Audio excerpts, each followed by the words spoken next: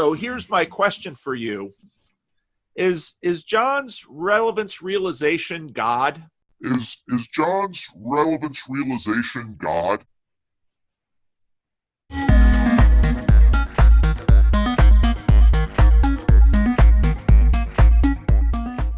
Haha. Oh.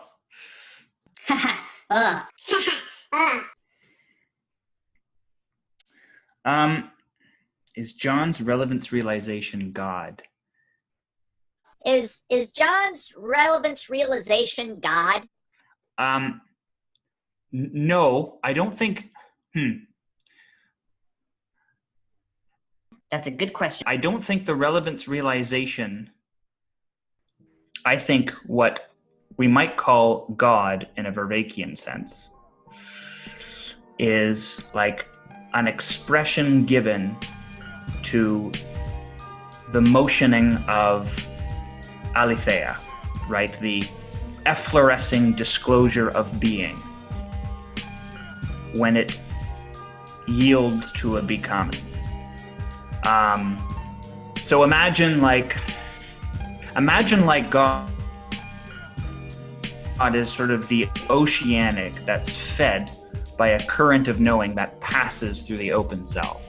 When that self has become a vessel for knowing. It's the disclosure of the realization, the cascading disclosure of the realization.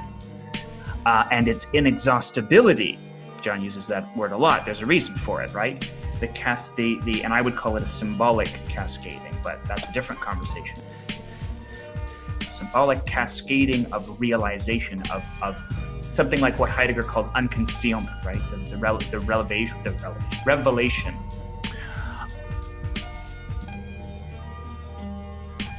Of the ontological revelation of reality that is precipitated by an optimization of relevance realization, right? A sacred. I could it was one of those times when you're like only speaking in tongues. You can barely speak English. You're speaking in tongues. I was in the Jesus days, and it was just crazy. Optimization of relevance realization, right? It's exactation and sacredness, right? The opponent processing and the resultant complexification, that cascading disclosure, and the flow of that cascading disclosure, and the sense of non-duality, the oneness, right? Again, hearkening to the Neoplatonic one as a way of approximating the idea that disclosure is more like what I might call God in a Vervaekean sense.